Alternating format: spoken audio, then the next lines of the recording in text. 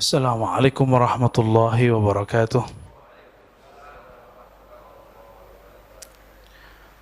Alhamdulillahilladzi bini'matihi tatimmus shalihat. Nahmaduhu wa nasta'inuhu wa nastaghfiruh. Wa na'udzu billahi min shururi anfusina wa min sayyiati a'malina. May yahdihillahu fala mudilla lahu wa may yudlil fala hadiya lahu. Amma ba'd. Bapak, saudara, ikhwan, akhwat, jemaah subuh yang diberkahi Allah.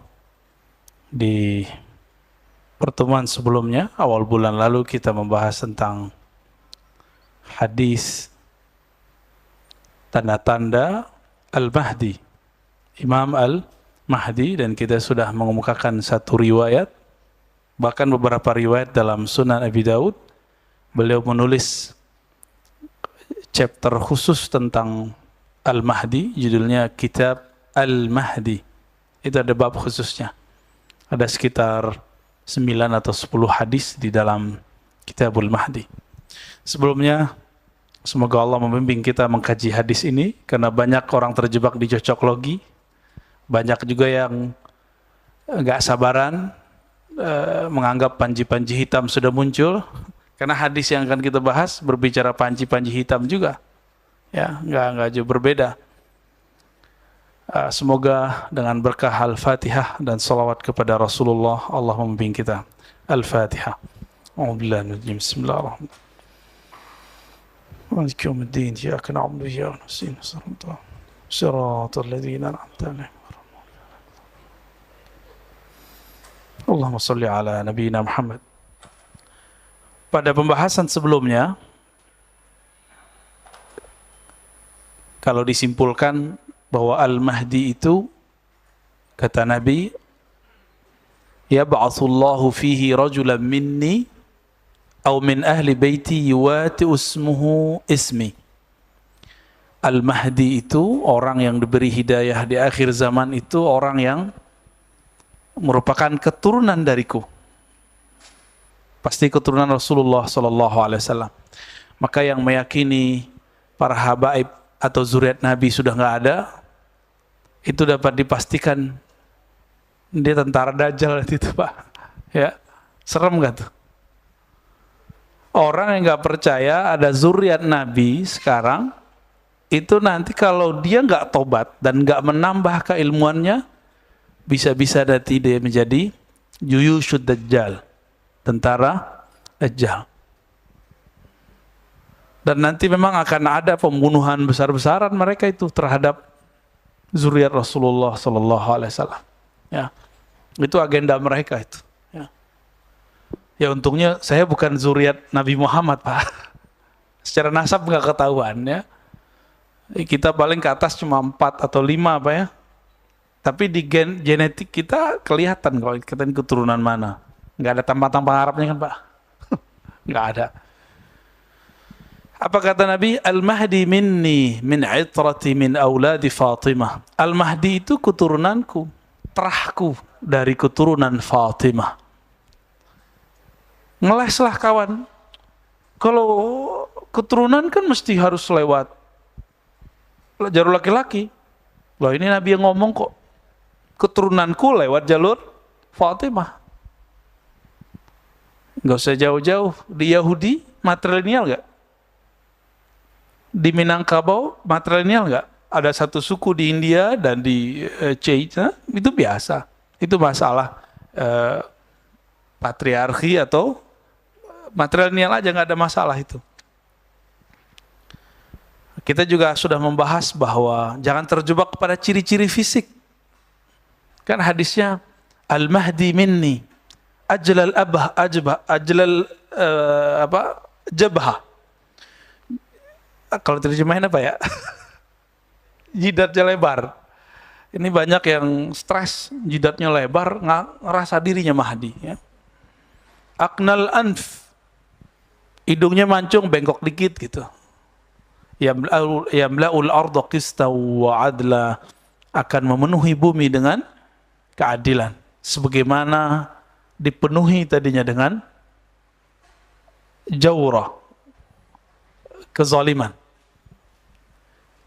Kalau cuma sama nama KTP Muhammad bin Abdullah, dari dulu habaib sudah banyak yang namanya Muhammad bin Abdullah atau Ahmad bin Abdullah, sudah banyak. Jadi bukan itu, ya. Tapi kita sudah jelaskan ism artinya ada dua, masih ingat? Ism dengan makna tanda al-alam, dan yang kedua ism dengan makna ketinggian ilmu atau derajat. Ya. Maka tanda-tandanya Al-Mahdi persis sama seperti tanda-tanda Rasulullah Sallallahu Alaihi Wasallam. Ya. Sekarang kita masuk ke hadis tentang kematian khalifah. Ya. Ini riwayat Imam Abu Daud. Pertanyaan, kalau ada orang bertanya, ini hadis kualitasnya apa, ya?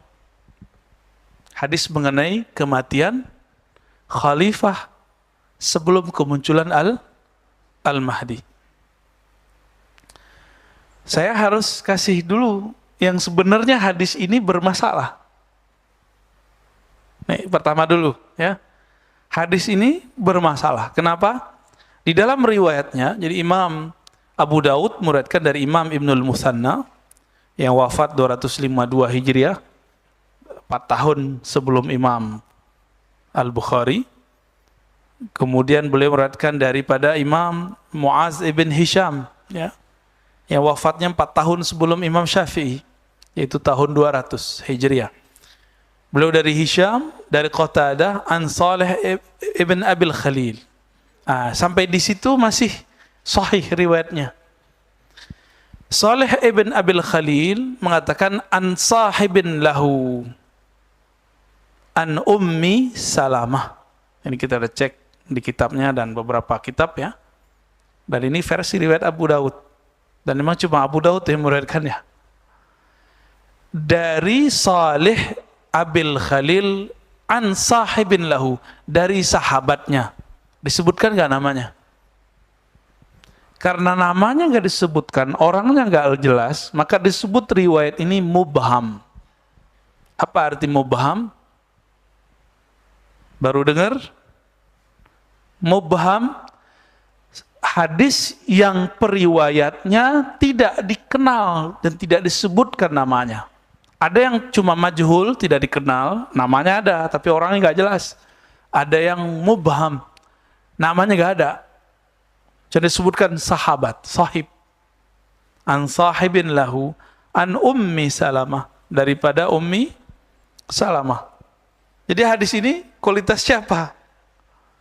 Kalau secara ilmu hadis, hadis yang mubham mirip dengan majhul.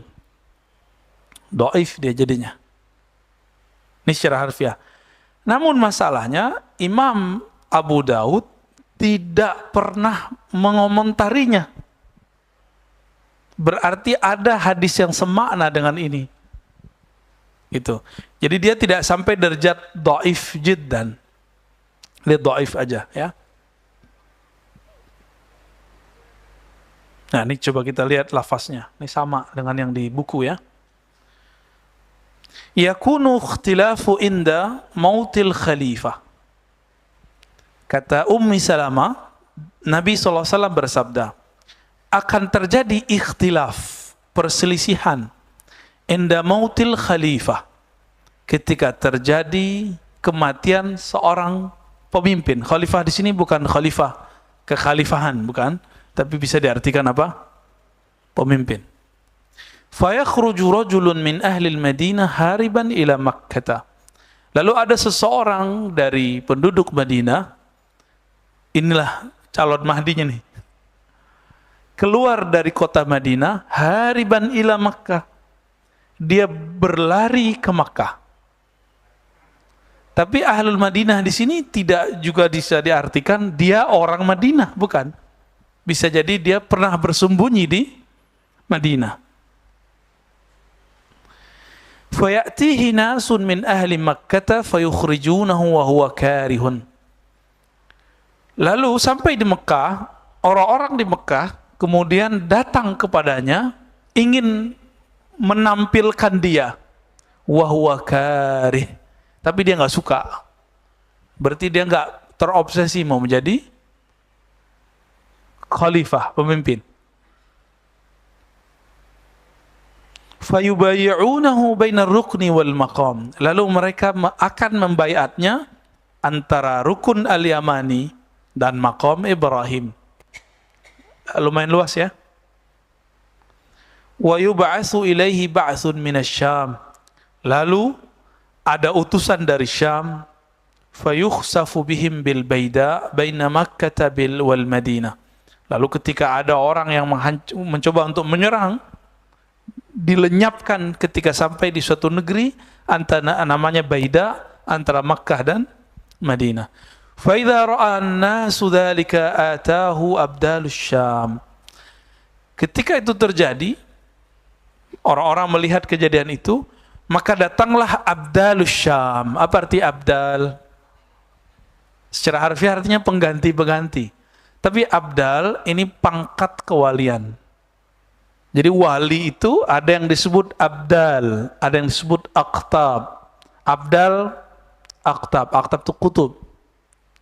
Ya, jadi maka di sini lagi cerita tentang pangkat kewalian. Abdalus Syam. Dari semenjak perselisihan Sayyidina Ali dan Sayyidina Muawiyah, kan itu politik ya. Saya nggak ada urusan dengan politik mereka, tapi kita melihat ini perselisihan politik. Karena Muawiyah menganggap Ali tangannya ikut serta dalam membunuh Utsman, termakan hoaks. Ali menganggap Muawiyah ini membangkang kepada pemerintahan yang sah. Jadi dua perspektif yang berbeda. Peranglah mereka di suatu padang yang luas namanya Siffin. Di saat itu datang orang-orang kepada Sayyidina Ali. Ya Ali, il'an ahli Syam. Laknatlah orang-orang yang tinggal di negeri Syam. Syam ini 4 negara, masih ingat ya? Libanon, Yordan, Palestina, Syam. Itu Suriah, ya 4. Ini negeri Syam namanya. Bahasanya agak sedikit lembut, campur antara Arab, Aramaik, Ibrania. Aramaik itu bahasa yang tua, sekarang cuma 3 kampung di Suriah yang ngomong itu. Kebetulan kita ngajar orientalism dan ilmu Al-Quran. Jadi orang-orang barat yang mengkritisi Quran, kita kritisi balik. Itu mereka menemukan hal yang sama, bahwa di sana ada bahasa Aramaik. Sebagian mereka menganggap Quran itu gak ada yang asli, itu Aramaik. Ya, itulah bodohnya mereka ya. Udah jelas Al-Quran lebih tua dari bahasa Aramaik. Bahasa Al-Arab itu lebih tua. Lalu ketika datang Ahlus Syam, ketika datang orang-orang ini ngompor-ngomporin Ahlus Syam, ya, dilaknatlah wahai Ali, penduduk Syam. Apa kata Sayyidina Ali? La sami'tu Rasulullah sallallahu alaihi wasallam yaqul. Aku mendengar baginda Nabi sallallahu alaihi wasallam bersabda, la tal'anu ahlus Syam. Jangan pernah melaknat penduduk Syam. Kenapa? Fa inna fihimul abdal. Di sana ada wali-wali kualitasnya abdal. Abdal itu sama Nabi cuma 2 langkah lagi, Pak. Tingkatannya. Jadi tapi 2 langkah di situ langit dan bumi, ya. Nggak bisa dikejar. Di atas abdal disebut kutub. Di atas kutub disebut ghaus. Ghaus itu Nabi Rasulullah sallallahu alaihi wasallam. Setelah Rasulullah wafat, ya berpindah ke sahabat-sahabat yang mulia. Maka tiada suatu masa kecuali ada wali yang berpangkat ghaus, pemimpin para wali. Ada wali yang kutub, jumlahnya sebanyak jumlahnya para ahlul badr. Tapi dulu nggak nyampe. Jadi di masa Rasulullah 313, lalu mencar-mencar, nanti di akhir zaman kembali 313. Kutub. Apa? Oh belum Pak, sabar Pak. Ini euforia, hati-hati. Nanti saya sampai ke sana. Euforia ini jangan berlarut-larut. Ini belum ada apa-apa. Ya, kejadian yang ada sekarang di negeri seberang itu belum ada apa-apanya. Nah, orang-orang Syam ini pangkatnya abdal. Apa ciri khas mereka? Dalam hadis yang lain kita dapatkan, Nabi mengatakan bahwa mereka menjadi kekasih Allah, jadi wali bukan karena banyak sholat. Mereka suka sholat. Bukan karena banyak puasa, mereka hobinya puasa. Apa penyebab mereka jadi wali? Salamati sudurihim. Kolbunya ini selamat daripada kebencian. Kita baru begini aja udah benci, ya nggak? Baru beda faham dikit udah benci. Baru beda opini masalah Taliban udah benci.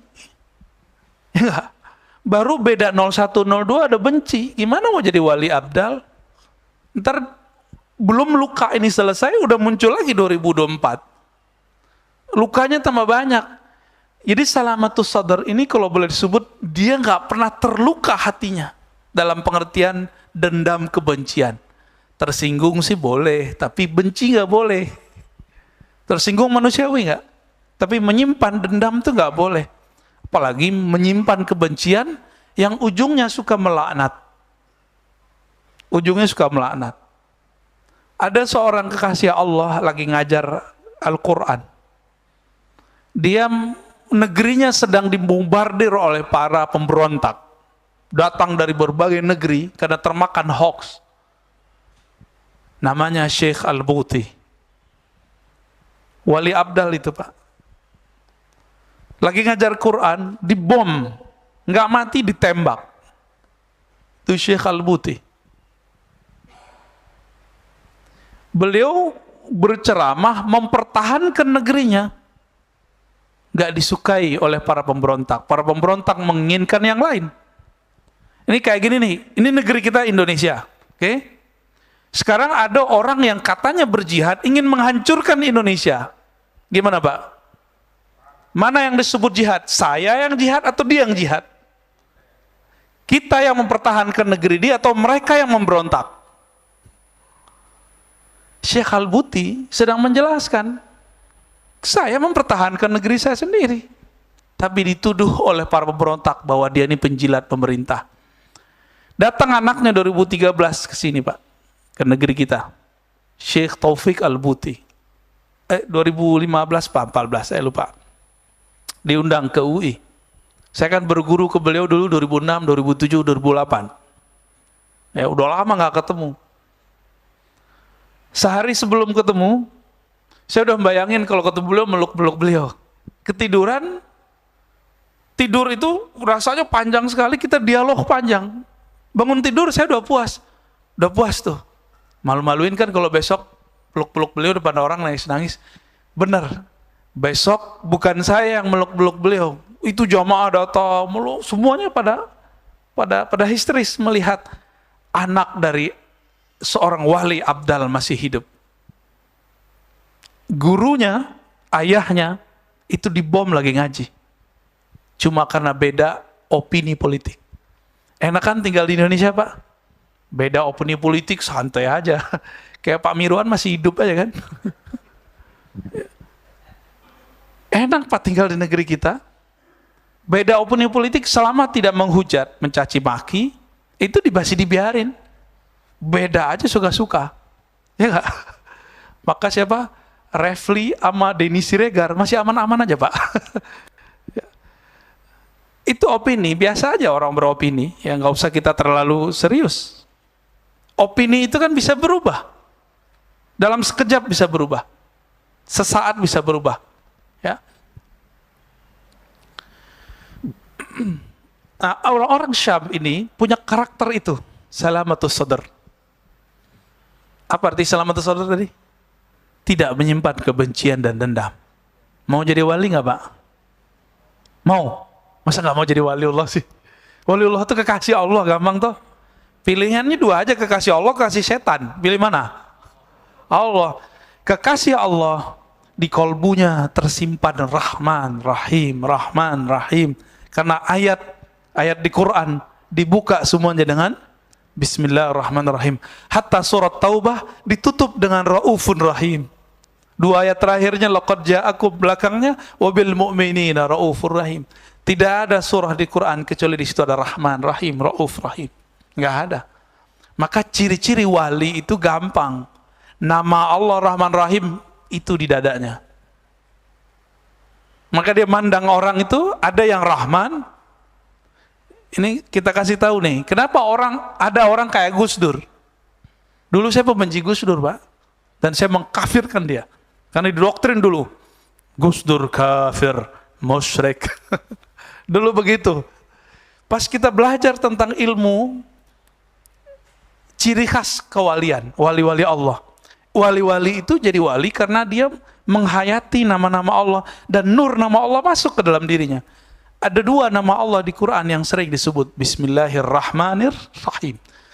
Rahman itu sepakat semua ahli tafsir, semua ahli Asmaul Husna. Kasih sayang Allah yang tercurahkan kepada semua makhluk. Tidak hanya kafir, tidak hanya mukmin, kafir juga, tidak hanya manusia, hewan juga. Bahkan tumbuhan. Bahkan malaikat sekarang, setan sekarang itu, iblis itu bisa hidup karena rahmannya Allah. Maka orang-orang yang dapat nur ini, itu mandang semua orang sayang. Bukan berarti dia membenarkan semua agama, bukan. Enggak. Walaupun dia dapat gelar apa, Bapak Pluralism. Bukan itu sebenarnya, tapi di kolbunya ada nur rahmaniyah. Rahman artinya menyayangi makhluk semuanya tanpa terkecuali. Kebanyakan kita kan udah enggak Rahman, Rahim juga enggak. Rahim artinya apa? Rahmat Allah khusus kepada para mukminin, orang-orang yang beriman. Orang-orang yang percaya. Kita sama orang yang percaya beda politiknya udah benci. Gimana mau dapat Rahman? Ya, Rahim pun tidak. Mau jadi wali. Wali murid. Kalau wali murid mah dari kemarin ya. Jadi wali nggak usah ribet-ribet, artinya kekasih udah. Kekasih Allah.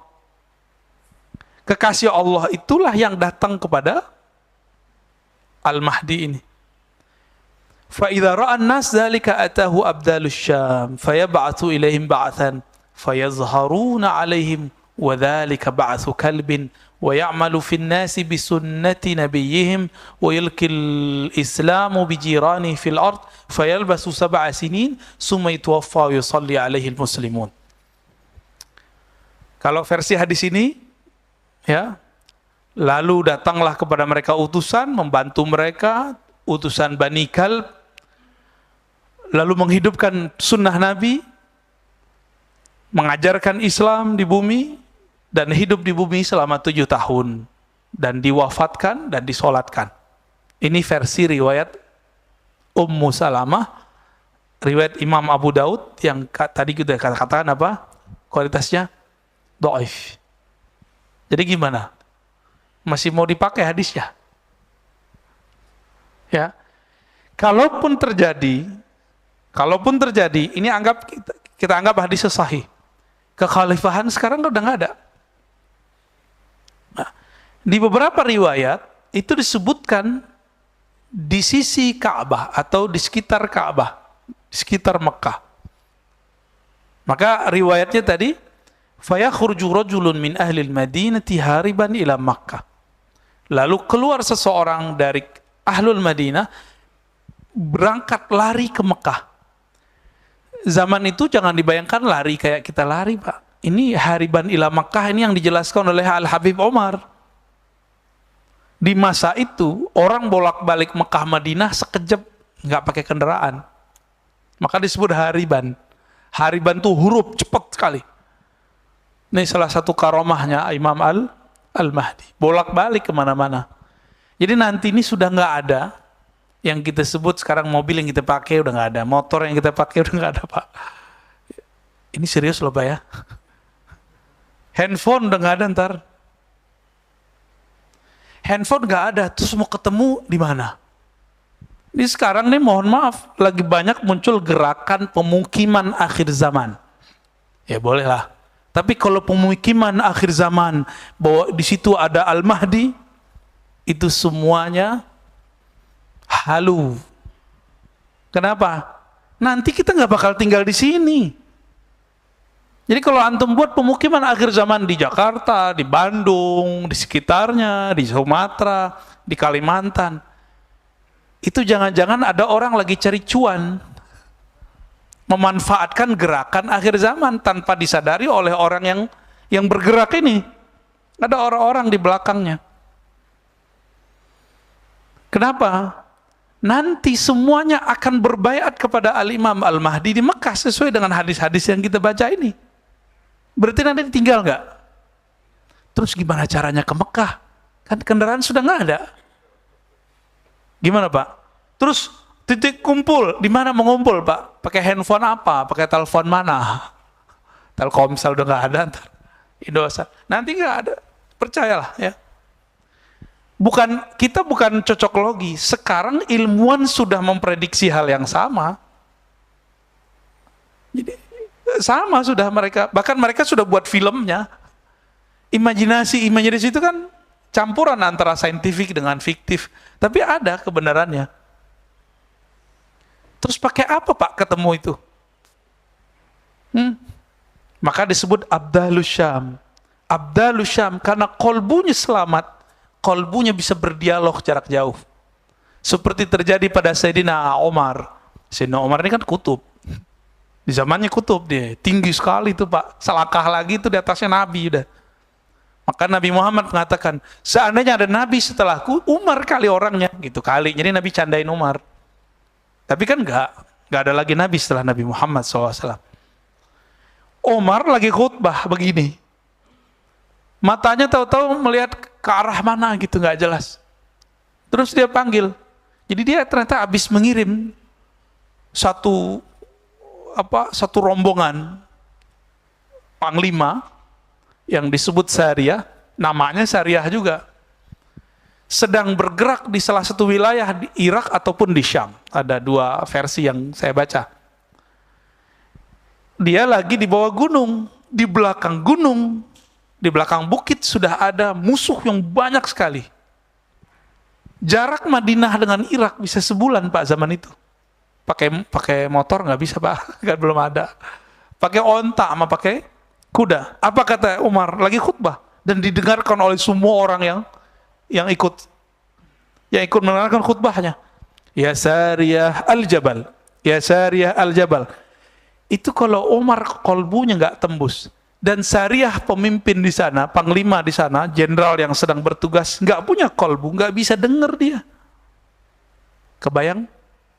Kira-kira seperti itu nanti perjuangan akhir zaman itu. Jadi bukan kita sekarang menuhin bunker, ya sekarang kan begitu. Ayo kita timbun emas. Kan ada satu riwayat yang dhaif yang menyebutkan bahwa di akhir zaman itu terjadi kesusahan, kepayahan, paceklik. Maka kita harus menimbun harta, mengumpulkan harta di bunker-bunker. Itu halus semua itu Pak. Ya, mana ada di akhir zaman orang selamat pakai duit, pakai emas, nggak ada. Yang selamat itu pakai kolbu dia. Itu yang disebutkan di Quran. Kam min fi'atin qalilatin ghalabat fi'atan katsirah. Betapa banyak kelompok kecil bisa mengalahkan kelompok besar. Karena kelompok kecil ini punya kolbu, kelompok besar itu tidak. Kelompok kecil itu jumlahnya dulu cuma 313. Tentara apa namanya? Jalut atau Tolut? Tolut. Tentara Tolut. Ternyata di situ ada Nabi Daud. 313 jumlahnya. Apa kata Allah? Jika kamu melewati sungai, jangan minum banyak-banyak. Minum itu pakai air, nggak boleh tamak. Jadi ngambil air itu. Jadi nggak ngambil pakai gayung, nggak begitu. Udah belajar hikmat mereka dari dulu. Sederhana. Ini sekarang cuma diuji sama sedikit saja, baru pandemi, udah ngomong kemana-mana ya. Kita lapar, kita susah makan, ya salam. Baru zamannya begini kita udah ngeluh. Ntar kalau nanti ada zaman begitu jadi zombie kali ya. Ya. Zamannya baru begini Pak, bencinya bukan main. Kata-kata kasarnya bukan main. Saya nggak bisa bayangkan nanti. Wajar kalau pejuang akhir zaman itu gak banyak. Orang-orang yang kata-katanya terjaga, kolbunya terjaga. Dan itu gak banyak. Kita dikit-dikit sudah mulai ini mereka tuh bukan musuh-musuh kita, yang ada sekarang itu. Belum. Sabar. Ini lagi ada semacam filter, dipisahin. Mana ashabus shimal, mana ashabul yamin. Lagi dipisah-pisah sama Allah ini. Tapi belum jelas, Pak. Maka kalau tadi Bapak nyebutin kelompok yang tadi, ya belum juga. Ya, mereka jadi berubah dari tahun kapan ke sekarang? Siapa tahu berubah lagi, wallahu a'lam, ya kan?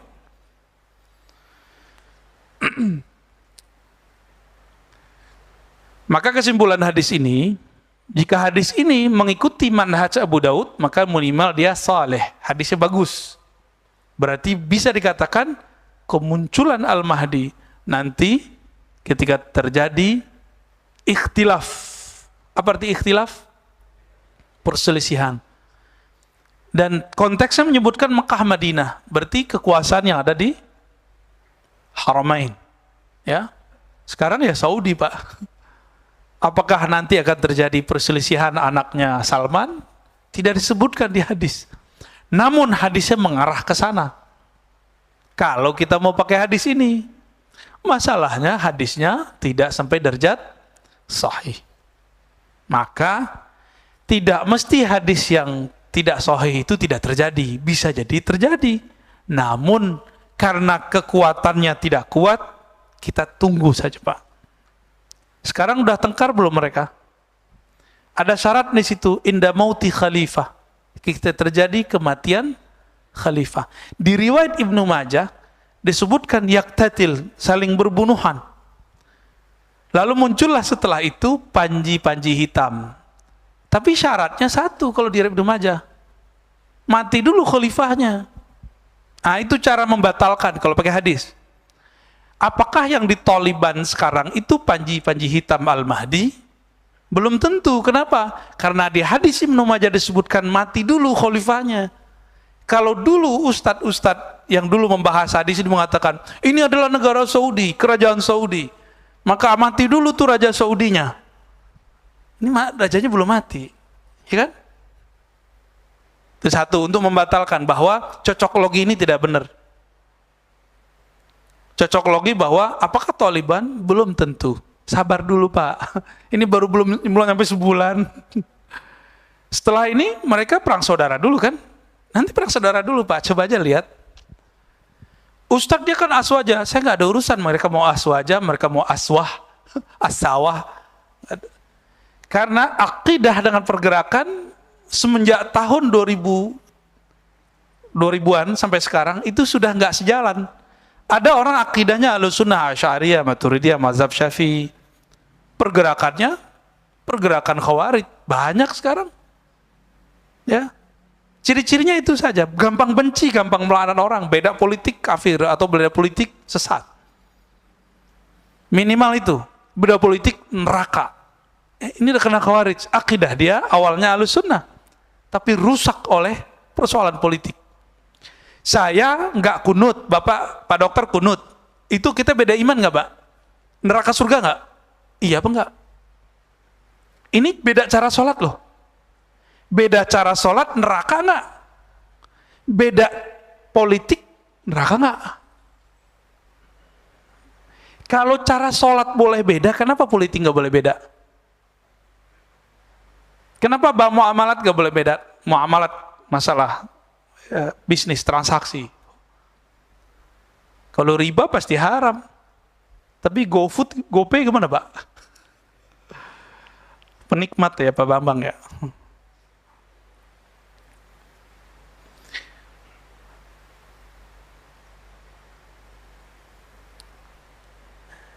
Al-Mahdi itu disebutkan di sini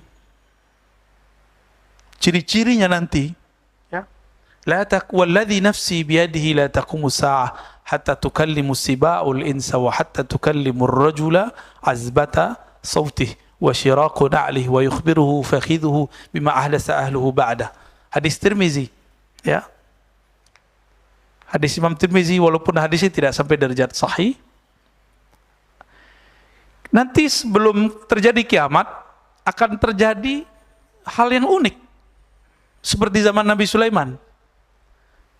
Tukallimus siba al-ins. binatang buas berbicara kepada manusia. Gimana tuh Pak ceritanya? Mungkin nggak? Ini ahwal-ahwal akhir zaman nanti. Bapak masih ingat hadis yang menyebutkan bahwa di akhir zaman ketika perang antara Dajjal dan Al-Mahdi, pohon-pohon bebatuan berteriak, "Wahai umat Islam, di sini ada Yahudi, di sini ada musuh Allah." Ada kan hadisnya? Hadisnya sahih. Hasan lah minimal, kalau kita gabung-gabung jadi sahih dia. Itu gimana cara dengernya Pak?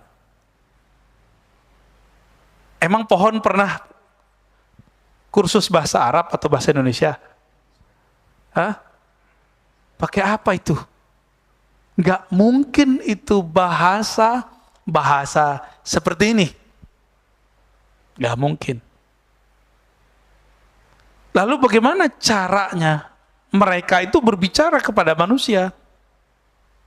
Sedangkan tadi hewan nggak pernah kursus. Bisa ngomong nggak Pak? Yang paling mirip sama kita kalau suaranya apa kan burung beo. Tapi dia kan nggak ngerti. Itu sahabat kita Bang Dik doang ngelatih burung beo baca la ilaha illallah Pak. La ilaha illallah, baca la ilaha illallah. Pagi-pagi nyapa pakai la ilaha illallah. Meninggal mati nggak pakai la ilaha illallah. Karena dia burung beo, cuma baca dengan mulutnya, tidak baca dengan kolbunya. Maka udah mulai dari sekarang belajar ilmu kolbu, Pak. Bukan ilmu kebatinan ya. Ilmu rohani, ilmu zikir, ilmu berdialog dengan kolbu. Apa kata Nabi? Istafti kolbak. Berbicaralah dengan hatimu. Minta fatwa ke hatimu. Jangan otak dulu yang ngomong, apalagi emosian dulu yang ngomong. Nanti kan orang panik semua, maka ikut Dajjal. Panik, urusan perut semua rata-rata. Jadi hati-hati. Calon-calon tentara Dajjal, calon-calon pergerakan Dajjal, itu cari cuan lewat pergerakan.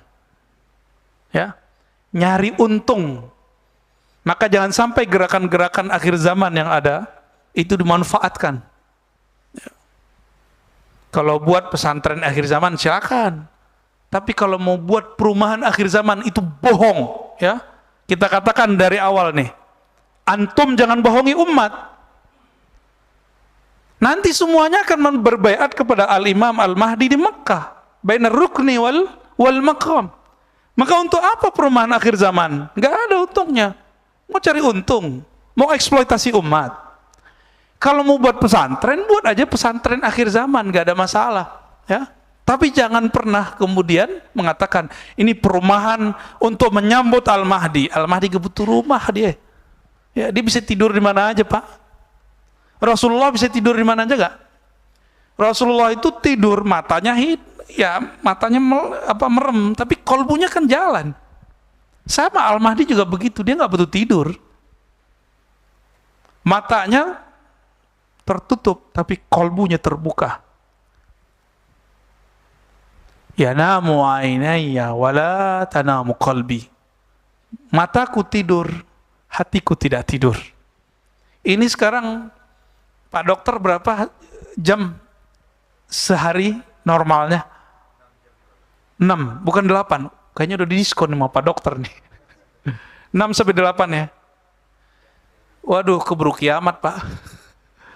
Keburu musuhnya Al-Mahdi kuat kalau kita masih tidur segitu. Kalau tidur masih segitu, nggak ada energi rohani kita. 8 atau 6 jam itu kan jam tidur, jam malam semua, kapan tahajudnya? Kapan dia mengisi kolbunya dengan nama Allah? Ya kan? Nabi Muhammad itu walaupun tidur, itu cuma tidur-tiduran Pak aslinya. Kenapa? Kalau tidur nyenyak itu, matanya tertutup, kolbunya kan nggak mimpi apa-apa. Kalau Nabi kan nggak bisa, Nabi mikirin umatnya terus. Maka Allah perjalankan ruhnya untuk melihat masa depan dan masa lalu.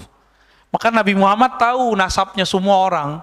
Nabi Muhammad tahu apa kejadian pada seseorang. Diizinkan Allah. Dikasih tahu, bukan sang Muhammadnya yang tahu, tapi diberi tahu. Taib. Yang tadi Bapak tanyakan itu kan tentang Khurasan. Hadis riwayat Imam Ahmad dan Al-Baihaqi. Idza ra'aitum rayatis sud qad ja'at min qibali Khurasan fa'tuha fa inna fiha Khalifatullahil Mahdi. Ini diriwayatkan juga oleh Imam Al-Hakim, ya. Jika kamu melihat ada panji hitam, Pak Panji di sini kulitnya sawo matang, Pak. Jenggotnya yang hitam, udah putih juga. Iza ra'aitum rayat itu artinya panji hitam. Rayat ini menunjukkan bahwa panji hitam itu simbolnya tidak satu, karena ini jamak. Rayat satu, rayat banyak. Jadi nanti simbol-simbolnya Al-Mahdi itu banyak, Pak. Banyak, lebih dari satu, bukan hanya la ilaha illallah. Kalau la ilaha illallah kan udah banyak yang tahu, diimitasilah oleh orang banyak hari ini. Berapa banyak kelompok hari ini menggunakan bendera la ilaha illallah, lalu stempel Nabi itu. Ada ciri-ciri lain. Siapa yang tahu? Ya, Al-Mahdi dan sekitarnya kita mah belum tahu. Tapi nanti kalau kita terpilih, kalau kita mempersiapkan kolbu sebaik-baiknya, nah kolbu kan ngikutin ntar. Kalau di Quran itu jelas dalam surat At-Taghabun, ya, siapa yang percaya kepada Allah, yahdi qalbah, maka Allah kasih hidayah kolbunya. Jadi hidayah masuk ke kolbu, ilmu masuk ke otak. Kalau orang menilai dengan otaknya, kita akan beda terus, karena otak itu sikapnya kritis. Ya, sikap ini kritis ini di sini. Tapi kalau pakai kolbu enggak, kita paling berbeda aja gitu. Tapi kalau sudah pakai ini, ustadznya sesat gitu. Ustadz sesat, terus ente yang bukan ustadz apa dong? Tuh, masuk nggak logikanya? Ustadz puluhan tahun bersama sunnah, walaupun tidak nyebut dirinya ustadz sunnah. Ya. Dia tiap menjaga sanad kepada Rasulullah, mencintai zuriat Rasulullah, menjaga sanad pemikiran, akidah, mazhab, kerohanian kepada Rasulullah. Terus antum bilang dia sesat. Terus antum yang nggak punya sanad apa dong? Sesat. Ya. Lebih sesat lagi. Dia nggak pakai hati, dia ngomong, asal ngomong aja, ya. Kita ngomong bid'ah aja susah, Pak. Kata si teman kita, ente ngaji sama aneh 2 kali, tahu tuh sunnah bid'ah bedanya apa? Ya salah. Orang cuma S1 doang, kita nyampe S3 belajar tentang fatwa, nggak berani fatwa. Saya itu nggak pernah fatwa, Pak. Saya cuma menukil fatwa. Nih tolong diingat. Saya nggak pernah fatwa, hanya menukil fatwa. Karena fatwa itu udah lengkap semua, tinggal diolah balik. Apapun yang saya katakan selama ini, saya konsisten insya Allah. Kalaupun salah, tolong diingatkan nanti. Ya, kan manusia bisa lupa. Tapi kalau antum merasa lebih benar dari ustadz, antum siapa? Ngaji berapa tahun? Si ustadz ada gurunya yang menegur. Antum siapa yang negur? YouTube yang negur. Ini logika-logika ini yang nggak nyampe sama orang. Tiba-tiba, jadi si ustadz gak boleh bermazhab. Kalau dia boleh, banyak nih ustadz, saya memilih ustadz yang ini. Itu namanya memilih mazhab, Pak. Orang kerjaannya dalam dunia fatwa itu seperti itu. Karena dia mengerti mekanisme fatwa, maka dia lihat ada pandangan-pandangan, nanti dia pilih. Karena dia tahu mana yang bisa dipilih, mana yang relevan. Jamaah kan berani ngomong gitu sekarang. Sekarang banyak ustadz, saya memilih yang ini. Memilih itu bahasa Arabnya ikhtiar. Ya. Ikhtiar itu pekerjaannya ahli fikih. Imam Nawawi itu pakarnya. Ya. Wal mukhtar, yang diterpilih dalam pandangan-pandangan ini. Bukan berarti yang lain salah, tapi beliau memilih, gitu aja bedanya. Ya. Jika engkau melihat panji-panji hitam, ini panji hitamnya pasti berjenggot ya Pak Panji. Qad ja'at min qibali Khurasan, datang dari arah Khurasan. Khurasan itu timur. Khurasan itu mulai dari wilayah Irak. Irak itu separuh bagian timur itu disebut Khurasan. Maka ada istilahnya Irak Khurasan. Imam dari Khurasan itu gurunya Imam Bukhari, namanya Ishaq bin Rahawai atau Rahuya. Ini disebut imam. Jadi waktu datang ke majelis Imam Syafi'i, dia kan ngeremehin Imam Syafi'i. Imam Syafi'i, begini doang nih Imam Khurasan. Begitu kata Imam Syafi'i. Sesama wali, Pak. Ya. Sesama wali saling ngeceng-ngecengin, tapi yang paham wali doang. Begini nih Imam Khurasan. Bagi orang yang senang sama Imam Ishaq, dikira ini pujian. Imam Syafi'i menyebut dia Imam Khurasan. Tapi yang paham, begini doang gitu. Bukan pujian bahwa dia sebagai Imam Khurasan. Maka berubahlah beliau semenjak ketemu Imam Syafi'i. Berarti Khurasannya, Khurasan mana? Itu Persia, sekarang Iran. Persia kan dulu luas, Pak. Persia itu dulu di zaman sebelum Arab, kenabian, itu mencakup Afghanistan, Hindustan, termasuk Rusia, ya apa, Uzbekistan, Kazakhstan, semua itu masuk bagian dari Persia semua. Termasuk daerah Arab itu separuh, itu bagian dari Persia lama. Maka orang-orang Iran sekarang mirip dengan orang Turki, punya euforia lama, punya memori lama, kebangkitan untuk membangkitkan masa lalu. Kalau Turki kan Turki Utsmani. Kalau Persia, Persia sebelum zaman kenabian. Itu yang mereka pikirkan. Makanya sekarang mereka punya semangat yang tinggi. Maka mereka jadi tangguh kan. Amerika berani ganggu nggak Iran? Gertak-gertak doang ya. Indonesia karena nggak mau menghargai masa lalu, malah muncul ustadz-ustadz nggak jelas nih ngomong apa. Nggak ada tuh Wali Songo, ya kan? Berarti dia nggak mau ngerti deh. Kalau kita sudah nggak ngerti sejarah masa lalu, Wali Songo aja dia hantam. Gimana kalau kita nanti ngomong Sriwijaya?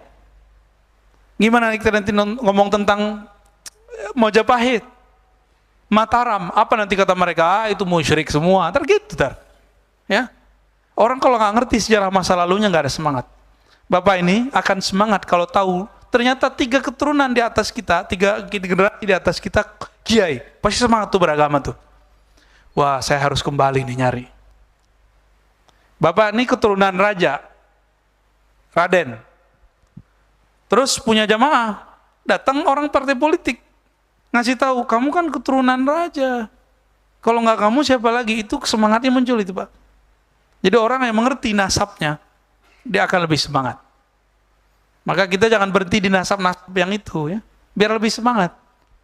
Semoga di sini nanti ada kajian tentang Wali Songo. Jangan Wali Songong. Jika engkau melihat panji-panji hitam datang dari Khurasan, fa'tuha, maka bergabunglah dengannya. Fa inna fiha khalifatullah al-Mahdi. Di sana ada khalifatullah al-Mahdi. Tapi ini belum mencukupi syaratnya, Pak, sekarang yang terjadi di Afghanistan. Ya.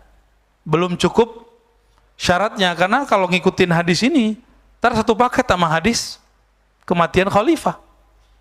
Ini belum cukup. Belum mati kan? Ya.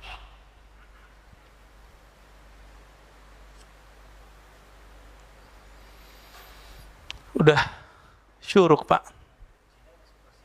Ya, Cina enggak masuk. Kecuali separuh yang Uighur. Uighur tuh belum masuk Persia. Nah, dulu. Baik, kita mau diskusi, ada pertanyaan? Tafadhol, kita bedah hadis yang tadi boleh ya. Silakan.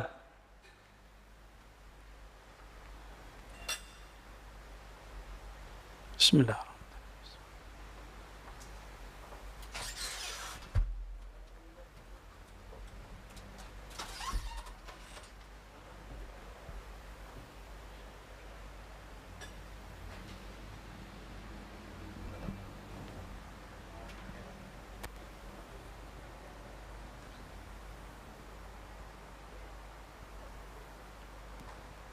Bismillahirrahmanirrahim. Assalamualaikum warahmatullahi wabarakatuh. Assalamualaikum.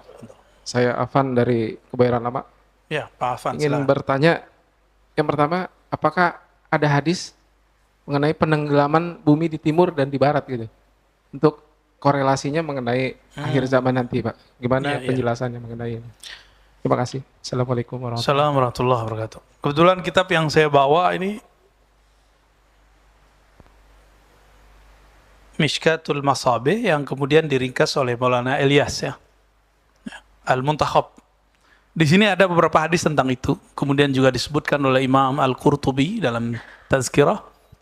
Juga dikumpulkan oleh Dr. Mubayyad. Tapi Dr. Mubayyad ini bercampur analisanya dengan hadis.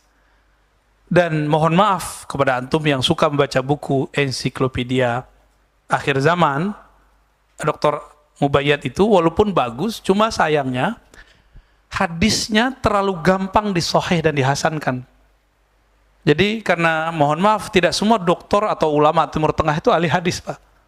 Hadis itu suatu fun, satu standar keilmuan yang sangat rigid, dia orang harus detail. Aduh diperhatiin. Nggak bisa harus cuma memakai disahihkan fulan, nggak cukup. Dia harus meneliti sendiri. Di ensiklopedia akhir zaman itu disebutkan, termasuk juga hadis yang tadi Pak Afan. Yang sahih itu nggak sampai sahih ya, hasan ya. Terjadi zalazil, gempa akhir zaman. Ya mungkin maksudnya penenggelaman kali.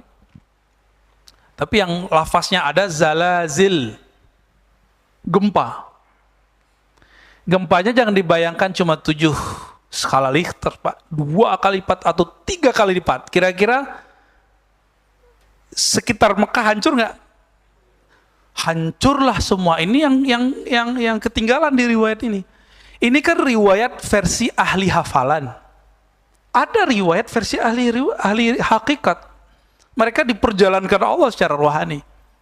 Melihat yang sesuai dengan hadis ini. Detail-detailnya. Ketika disebutkan di hadisnya terjadi gempa, Allah kasih tunjuk. Seperti yang terjadi pada Sayyidina Umar, Sayyidina Ali. Nabi kan juga begitu. Nabi, sumbernya kan pada Nabi. Gempa nanti itu, Pak. Jadi sekarang yang Bapak lihat ada apa tuh gedung apa namanya? Tower yang ada lafaz Allahnya.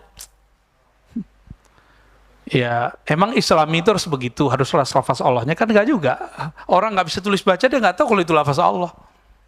Ya. Itu nanti hancur semua. Bapak tahu nggak selama ini Saudi naruh duitnya di bank mana?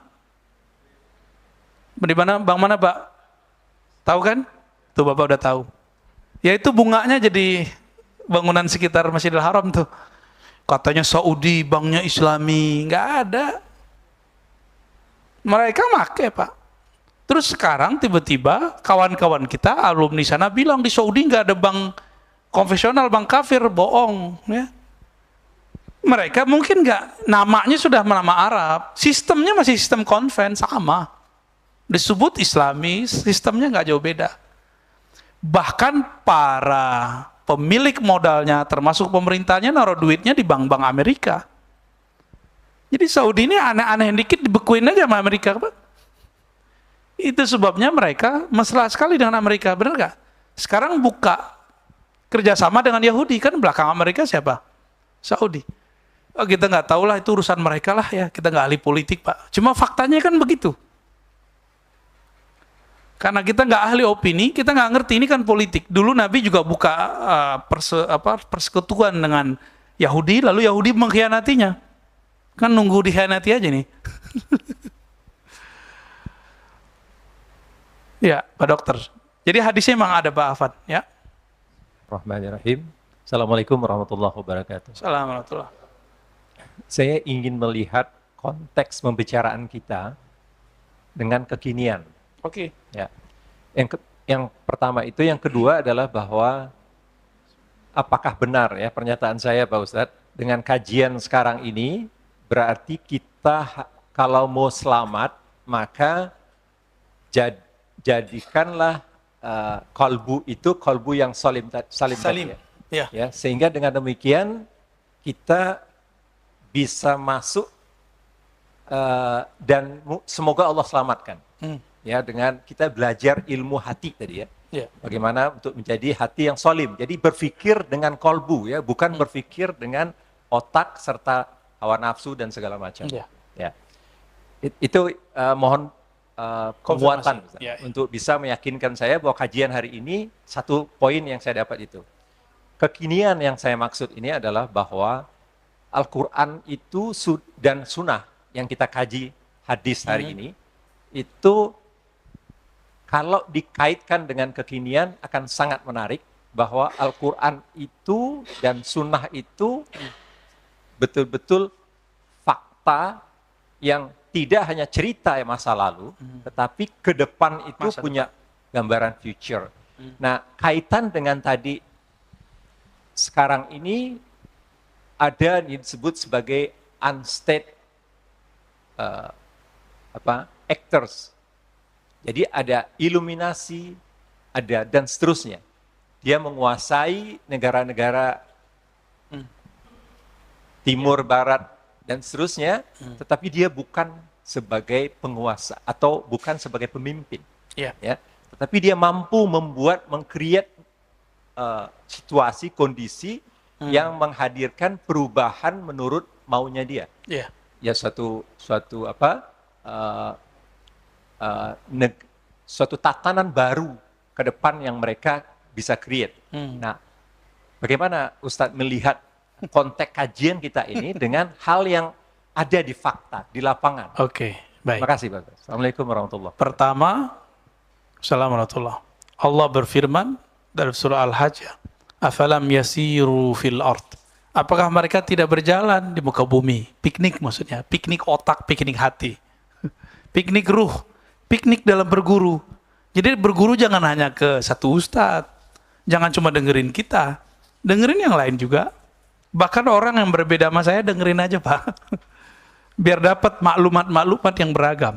Nanti Bapak coba rasakan di kolbunya. Ya, mana yang set masuk kolbu atau yang masuk otak. Mana yang bikin emosi, mana yang bikin adem, itu beda tuh. Apa kata Allah? Fatakun. Lalu sehingga ada lahum qulubu ya'qiluna biha, sehingga muncul kesadaran qalbiyah, yang mana dengan kesadaran kolbu itulah mereka berpikir. Ini berbedanya orang beriman dengan orang tidak beriman. Kita baru berislam, belum beriman. Berislam itu zahir doang. Kalau beriman itu dengan kolbu, kan aslul iman tasdikul qalb. Asalnya iman itu tasdik di kolbu. Politik nanti opini, mazhab nanti itu zahir. Jingkrang celana itu zahir. Jenggot Pak Panji itu zahir Pak. Pak Panji nggak pernah tersinggung tuh aneh sebut jenggot Pak ya. Tapi kenapa ada yang tersinggung Pak ya, heran juga aneh. Padahal jenggot Pak Panji itu ngalah-ngalahin siapa aja. Ya Afan ya, Pak Afan. Jadi itu ayatnya jelas. Ayatnya jelas. 2 kali Allah menyebut. Apakah mereka tidak berakal ya dengan kolbu? Kalau di Al-A'raf lebih gila lagi. Orang langsung turun pangkat, turun derajat dari manusia menjadi seperti binatang ternak. Binatang ternak itu hidup untuk makan, bukan makan untuk hidup. Maka mereka itu punya kolbu tapi tidak berakal gitu. Berarti kolbu itu menjadi sentral. Data-data harus lewat kolbu dulu. Baru data itu dipakai oleh otak, oleh akal. Jangan kebalik. Kolbu kita disetir oleh, kita dengerin berita, jangan mau disetir sama berita. Dapat WA, jangan mau disetir sama, ya, brainwash namanya. Ya. Gitu Pak ya, jadi ayatnya jelas. Memang perintahnya jaga kolbu. Kolbu itu aksesnya kemana? Ruh. Ruh langsung kontak dengan Allah, nggak ada halangan. Jadi ruh itu nggak ada buruknya. Di kolbu masih ada buruknya. Kolbu itu kalau zahir kita nih dosa, saya nih dosa, itu langsung ada titik hitam di kolbu saya. Langsung ada noda. Nggak bisa dibersihin pakai rinso Pak. Dia cuma bisa dengan menyesali, mengaku, minta ampun, kita sebut taubat dan istighfar.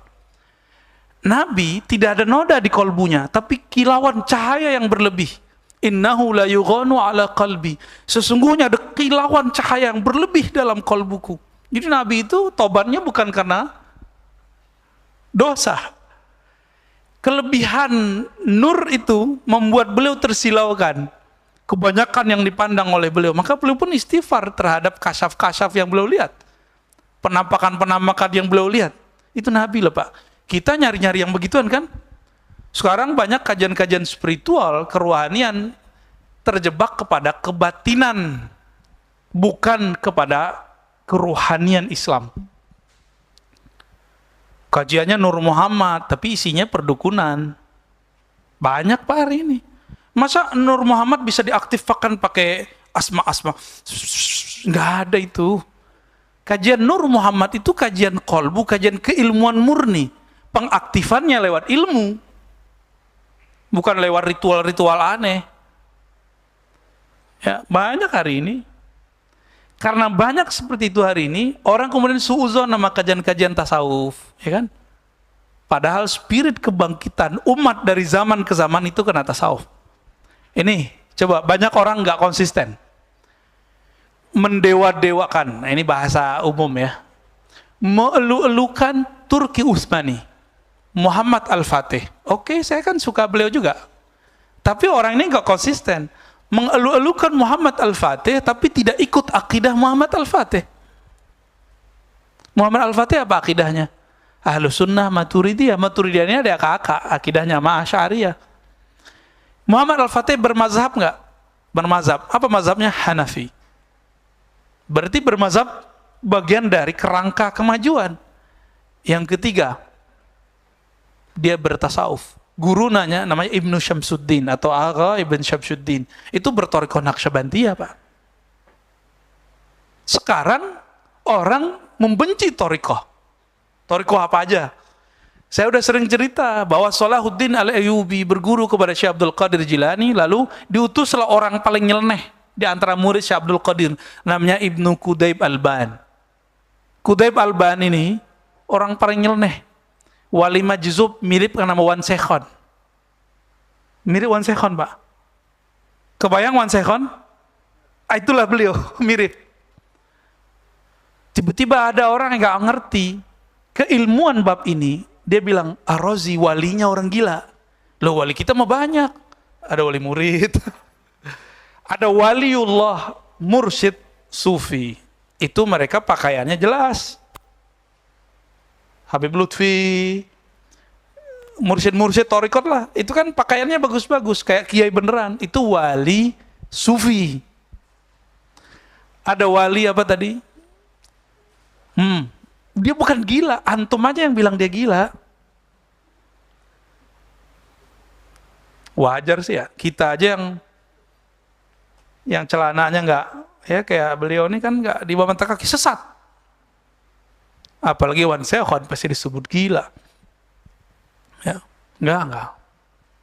nggak benar begitu. Ya, mana ada orang gila ngomong ma'rifat tuh nggak ada. Mana ada orang gila tahu wali. Mana ada orang gila didatangin wali Habib Umar. Ada yang meragukan kewalian Habib Umar. Itu ketemu sengaja. Jadi boleh itu masyhur di luar, di Yaman tuh masyhur. Kan masih keturunan juga tuh. Salahuddin Al-Ayyubi punya guru kayak beliau yang merobek-robek cinta Salahuddin kepada dunia. Persis sama, lelakonnya aja yang beda. Karena sudah habis cinta dunia di kolbunya, baru dia bisa menang lawan perang salib. Salahuddin Al-Ayyubi, torikotnya Qadiriyah, tapi campur dengan torikot Majzub, torikot mabuk. Ya, tapi bukan mabuk minum ini Pak, mabuk bertuhan. Orang lagi jatuh cinta kepada Allah kan mabuk. Antum aja mabuk kok sama perempuan. Saya juga mabuk Pak sama perempuan. Sama ujian kita sama Pak. Maaf Bu ya. Ibu-ibu juga mabuk sama kita. Sama. Orang kalau cinta pasti mabuk. Mau ustadz, mau wali, sama. Bisa copot Pak ustadznya kalau udah begitu. Barsiso 500 tahun. Copot kewaliannya. Jadi kita jangan sok-sokan dulu lah. Santai aja Pak. Ya. Baru segini, baru menang opini, sudah merasa paling benar, ya kan? Terus tentang yang Bapak sebut tadi globalis kali ya. Malu-malu nyebutnya ya. Unstate movement kali ya. Pergerakan tanpa negara. Atau unstate power. Ya, yang mereka sebut New World Order ya. Saya nggak tertarik dengan pembahasan konspirasi dunia. Tapi mirip. Dajjal itu kan bukan satu negara. Perang Mahdi dengan Dajjal masih ada nggak nama Indonesia? Nggak ada. Nanti, ya Pak, gini aja deh. Yang bisa beli vaksin sih berapa negara, Pak? Gak banyak yang bisa beli vaksin. Kita aja ngutang. Dihiburlah kita oleh pemerintah kita. Devisa kita masih banyak, bro. Itu hiburan biar masyarakat nggak panik, biar UMKM jalan terus. Itu maksudnya begitu. Tapi itu nggak benar. Ngutang itu, Pak, vaksin itu udah bangkrut kita sebenarnya. Tapi bangkrutnya kita, kan perusahaan kalau bangkrut masih wake up kan, masih bisa bangkit ya. Masih bisa bangkit sedikit. Tapi ngos-ngosan. Untung ada pergerakan ekonomi di dalam negeri. Kita ini kan makhluk manual Indonesia, walaupun kayak GoFood segala macam, kita masih suka belanja kemana-mana, duit muter. Kita amannya di situ Indonesia, maka bisa hidup santai. Gaji nggak gede tapi santai. Ya, yang dulu gajinya gede, sekarang mantan gaji gede.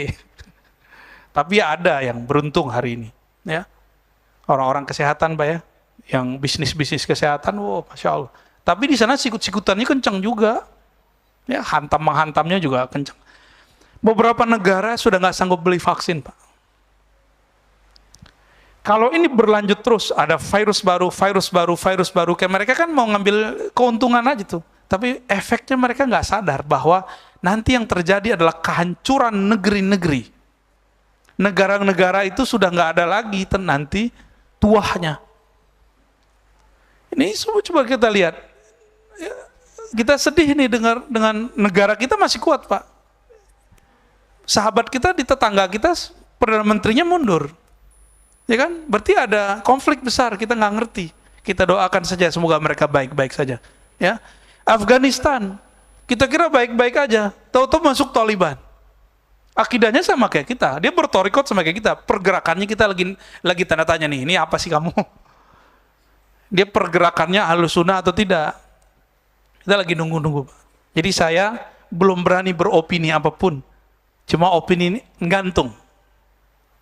Betul akidahnya sama dengan kita, mazhabnya mirip dengan kita, mereka Hanafi, kita Syafi'i, lalu mereka berthariqah, Naqsyabandiyah, Chistiyah, Qadiriyah.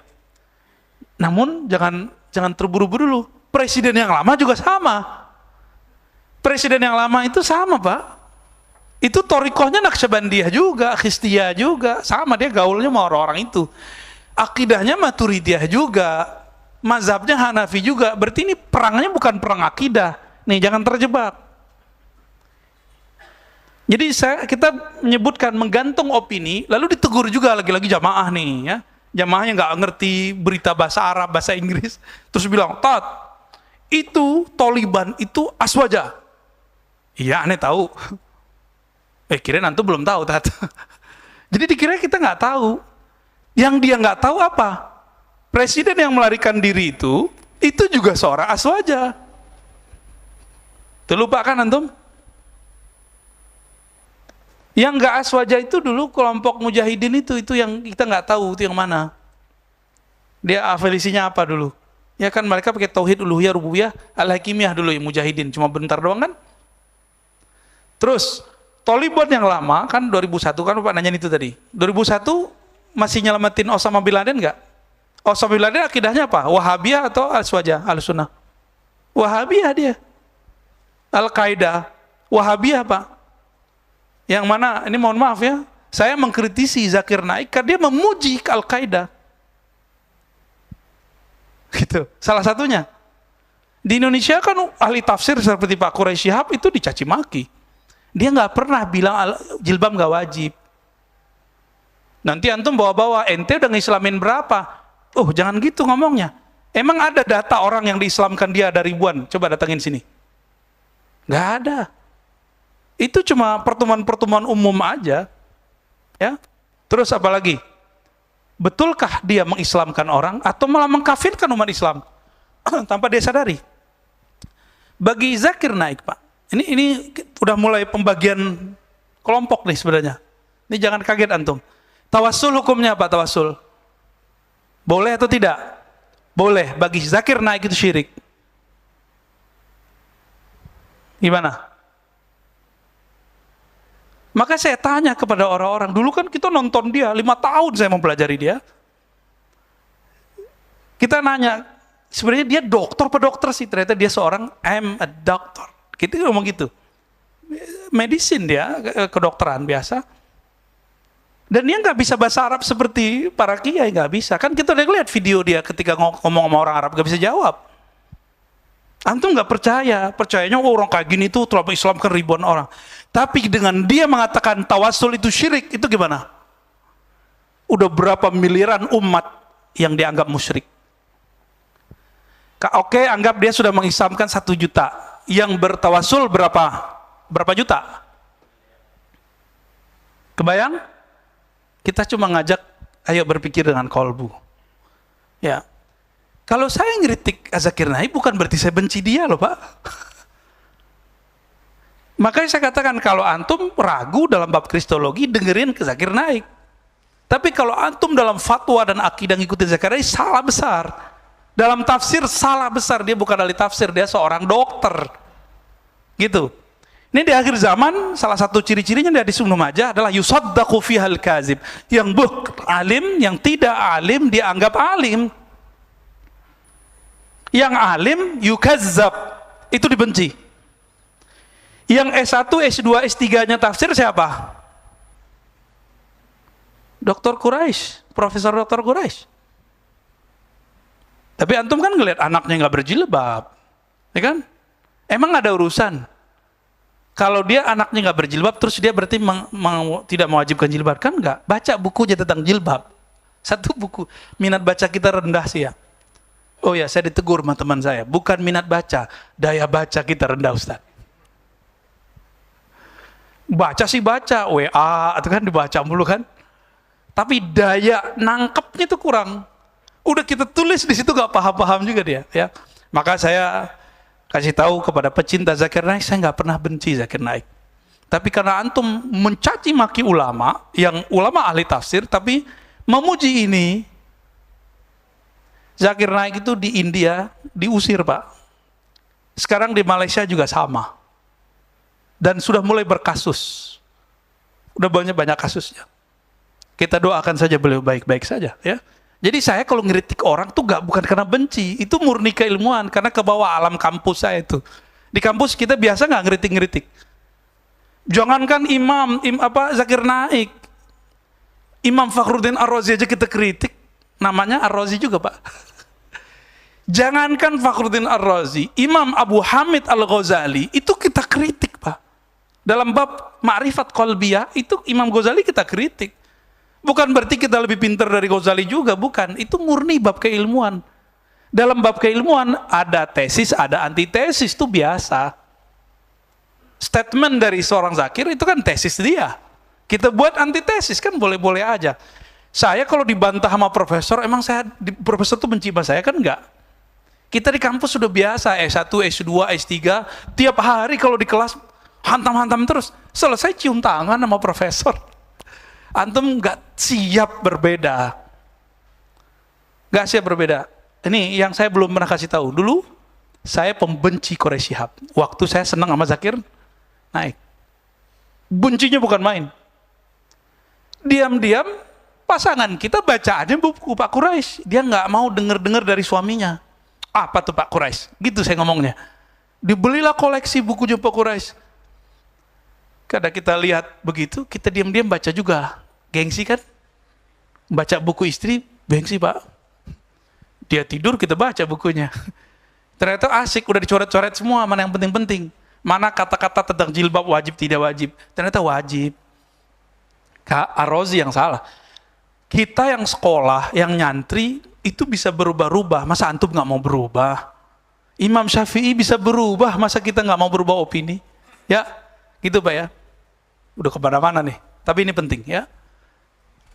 Ada lagi? Ya. Assalamualaikum warahmatullahi wabarakatuh. Afwan Buya, ada pertanyaan dari jamaah YouTube. Alhamdulillah ada sekitar 1.160 yang bergabung secara online. Masya Allah.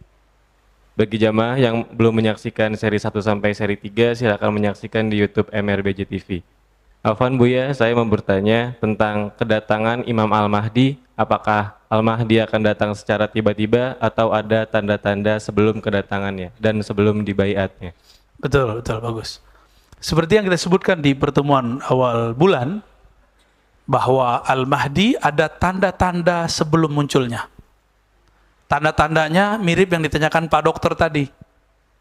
Ada gerakan tapi bukan negara, tapi menguasai banyak negara, menzolimi banyak negara. Disebut dalam hadis, Allah akan mengutus Al-Mahdi, mengeluarkan Al-Mahdi, dan membawa Al-Adl, ya, adlan wa qistan, keadilan, kama muliatil ardu jawran wa zulma. Sebagaimana bumi tadi jadi penuhi dengan kezaliman yang global. Maka setelah ada kezaliman global, baru kemudian muncul Al-Mahdi. Jadi apa ciri paling gampang? Karena kalau pakai kolbu sulit lagi nih. COVID ini menurut antum semua, ini kezaliman global nggak?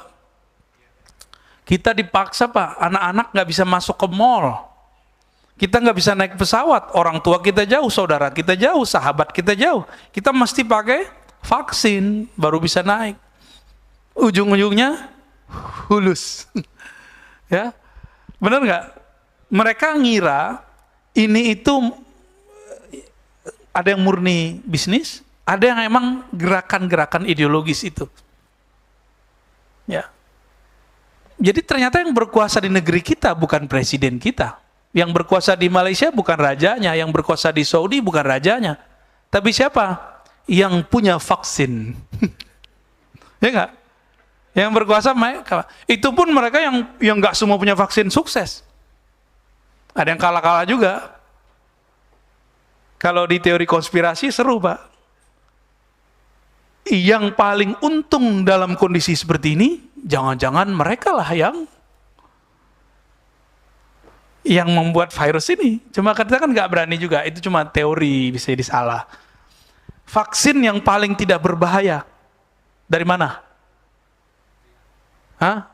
Yang paling tidak berbahaya, yang paling sesuai dengan badan kita. Tuh Bapak, Pak Dokter udah tahu. Siapa yang buat? Itu mungkin bukan negaranya Pak, nama negara doang, tapi ada gerakan-gerakan di luar itu. Negaranya sendiri juga bingung. Bapak tuduh Amerika juga kewalahan ngadepin COVID. Tuduh Cina juga kelabakan ngadepin COVID. UK, Inggris. Tapi sekarang mereka lagi pesta Pak ya. Lagi ada, macam-macam event. Nunggu ledakan. Jadi adakah tandanya? Tandanya satu yang paling jelas. Kezaliman global. Zolim nggak nih? Kita seharusnya bisa hidup, tapi nggak usah khawatir lah Pak. Seandainya tidak ada kezaliman itu, bumi ini tidak layak ditempati lama. Bumi kita nggak layak ditempati lama Pak. Bapak pelajari tentang ilmu geologi. Di bawah bumi kita ada kawah besar, ya. Di mana lagi? Di atas, dari langit. Nggak ada yang aman Pak di sini. Ini bukan negeri Darul Baqa. Jadi nggak usah terlalu sedih. Ini negeri Darul Fana. Ya, main-main aja di sini. Yang bako itu ruh kita. Maka pelajarilah peta kembali pulangnya ruh kepada Allah. Al-Mahdi itu kan ahli ilmu ruh. Jadi saya cuma ngasih pencirian. Siapakah Al-Mahdi? Orang yang paling mengenal ruh. Sehingga dia kenal kepada yang meniupkan ruh. Inilah yang kita lagi cari-cari Pak sebenarnya. Antum yang dengar ini jangan GR, karena jidatnya lebar, hidungnya mancung. Bukan itu yang aneh cari, bukan. Ya, kita nggak nyari yang begitu-gitu. Kita nyari, kita menunggu kedatangan orang kekuatan spiritualnya luar biasa. Ruhnya, bukan dia sakti dalam pengertian kebatinan, bukan. Ruhnya, obrolan dia Allah aja. Dia bisa cerita tentang Allah, zatnya, sifatnya, fiil perbuatannya. Kalau ketemu orang itu, pastikan bahwa dia lingkaran Al-Mahdi. Udah ketemu belum? Kan belum. Maka jangan buru-buru tentang Taliban ini. Kita cuma doakan semoga mereka istiqomah dalam Ahlus Sunnah. Ya, semoga mereka nggak brutal kayak dulu. Ya, orang Afghanistan punya trauma nggak dengan Taliban? Makanya pada lari kan? Nah, mereka itu sekarang lagi membangun trust supaya rakyat tuh nggak lari lagi. Itu saya kan tinggal di Ciputat 15 tahun. Itu banyak Pak orang Afghanistan, imigran, refugees. Banyak sekali. Dan ngomongnya bisa 2 bahasa. Hustun, Persia gitu ya. Terus Arab-Arab jadul, Arab-Arab slang. Jadi kita kalau ngomong sama dia jangan pakai Arab fusha, nggak ngerti dia. Langsung baca Shadaqallahul Azim dia. Ya. Oke, ada lagi? Ya. Assalamualaikum warahmatullahi Wah, wabarakatuh. Pak Mirwan dulu. Ya, silakan Pak. Waalaikumsalam. Pak Mirwan udah keseringan ya. Habis inilah Pak Mirwan. Bismillahirrahmanirrahim. Assalamualaikum warahmatullahi wabarakatuh. Assalamualaikum. Perkenalkan, nama saya Irfan dari Ciputat, Ustaz. Masya Allah. Afan Irfan sekarang. Irfan. Ya. Saya sering juga mengikuti kajian-kajian Abuya di YouTube. Alhamdulillah kalau kajian-kajian fikih kita banyak menunya di mana-mana, Ustaz. Cuman baru kali ini saya dapat artinya yang mendekatkan kita untuk lebih mengenal ruh, berzikir. Yang saya ingin tanyakan adalah bagaimana cara dan kiat-kiat agar kita berzikir itu tidak hanya di lisan, kita tapi masuk ke kolbu. Dan yang terakhir yang saya menarik juga, bagaimana kita cara menemukan peta pulang ruh kita yang Masya Allah. Terima kasih Ustaz. Assalamualaikum Warahmatullahi wabarakatuh. Kalau Bapak lewat kedatang ke sini pakai GPS, bisa tersesat nggak? Bisa. Ya, kenapa? Google, berguru lewat YouTube, lewat Google, ini bisa riskan, bisa berbahaya. Banyak sudah yang sudah menyimpang. Kalau jalan fisik saja bisa tersesat, apalagi jalan rohani. Tapi ada sopir taksi, udah 20 tahun jadi sopir, kita bilang, MRBJ Bintaro 9, siap, nggak perlu pakai GPS. Kita lihat nih nggak pakai GPS, handphonenya butut.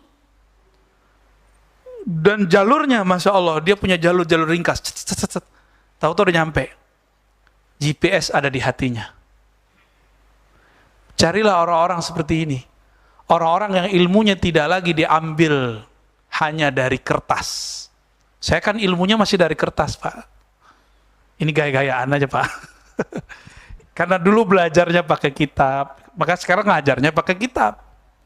Gak mungkin dong Bapak saya bilang, mau ngaji sama saya, nyantri aja. Gak mungkin dong. Maka kita setting dulu dengan Ustaz Rafiq, Habib Geis, dan teman-teman. Ayo kita kalau di sini dakwahnya pakai kitab ngajinya. Alhamdulillah sampai sekarang jadi kan. Di pesantren begini Pak, cuma bedanya di sana ada ujiannya, terus santri itu suruh baca. Nggak bisa baca suruh berdiri. Coba kalau kita praktekin, Bapak nggak bisa nerjemah suruh berdiri. Hari ini rame, bulan depan sepi. Kita pernah buat kajian-kajian begitu yang bukan pesantren, ya. Kajian terjemah dulu. Kita nanya, Bapak Ibu, ini artinya apa? Coba satu-satu. Besok tinggal 1 orang, Pak, dari 40. Kabur. Kayaknya di sini juga sama. Maka kita memanjakan antum semua. Kita bawain kitabnya, kan bukan antum yang bawa kitab. Seharusnya kan antum bawain kitabnya buat aneh. Dibawain kitabnya, ya, dibacain, nanti kita jelasin, gitu seharusnya. Seharusnya. Namun saya berhusnuzon kepada Allah. Ilmu ini kan titipan. Ilmu itu ada yang disebar lewat taklim, murid datang. Ada yang disebar lewat dakwah, gurunya datang. Maka saya gabung dua-duanya. Bapak kan datang ke sini, saya juga datang ke sini. Sama-sama datanglah kita. Ya. Bagaimana caranya zikir supaya nyambung antara lisan, pikiran, sama qalbu? Itu harus digabung dan ada orang yang menggabungnya, Pak. Itu namanya talqin. Harus ada ahli talqin zikir yang dia juga sudah bergabung kalimahnya, lisan dengan qalbunya. Lalu dibimbinglah Bapak untuk membaca hal yang sama. Ketemu secara fisik, iya, tapi ada hubungan batin. Qalbunya nyambung. Kalau udah nyambung, maka yang dibaca oleh gurunya terbaca oleh muridnya. Itu namanya talqin.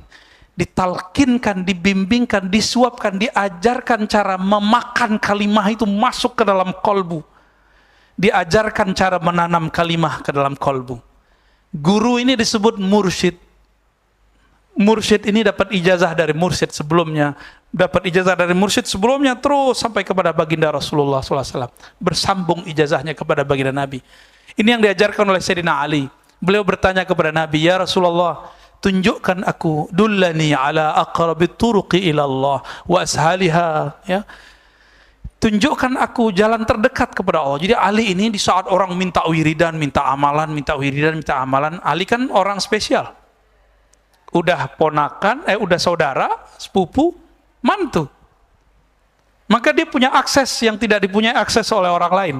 Apa kata dia, ya Rasulullah, beli dong jalan tol kepada Allah. Udah jalan tol ashal, lebih susah, lebih mudah. Bahkan arfa darajatan, lebih tinggi derajatnya di sisi Allah. Maka tidak ada zikir di dunia ini kecuali jalur silsilah zikirnya melewati Sayyidina Ali karamallahu wajhah. Dan itu bukan Syiah. Ya.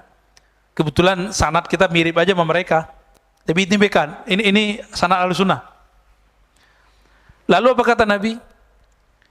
Aksiru min dzikrillah, banyak-banyak aja zikir Ali. Apa kata Sayyidina Ali? Wahai Rasulullah, kalau itu saya tahu. Banyak-banyak zikir saya tahu. Caranya gimana? Sama, antum tuh nanya tuh kayak Sayyidina Ali nanya tuh. Ya. Jadi ternyata semua orang yang merindukan Allah dan Rasul pasti bertanya seperti ini, pasti mencari seperti antum itu. Nah, ini kabar gembiranya bahwa sudah ada nur di kolbu. Nur itulah yang mencari jalan sekarang. Lalu dikatakan oleh Nabi, muncullah di situ teknik torikoh. Tapi kan di luar orang benci torikoh, Pak. Orang mengatakan torikoh syirik, torikoh khurafat. Kalau kita searching di YouTube yang muncul torikoh itu goyang-goyang gitu kan. Jadi nggak muncul yang aslinya. Ya. Maka saya yang tadinya orang harus datang ke kita talqin zikir itu kita anterin. Kita ke Jambi, kita buka talqin zikir. Tapi kepada kiai-kiai, ustadz-ustadz yang kira-kira dia sudah mencari lama, kolbunya, mereka mau datang ke majelis kita, itu sudah menghabuskan ego keilmuannya. Yang paling berat untuk talqin cuma satu, Pak, ego sama males.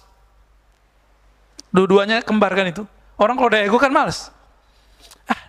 Masih muda gitu. Kemana-mana kita, ke Pekanbaru, ke Sumatera Barat, saya pulang kampung, ya, kemana-mana yang kita sebar ini talqin zikir. Tapi kepada orang yang tasdik, modalnya cuma satu, tasdik, mempercayai, menerima guru.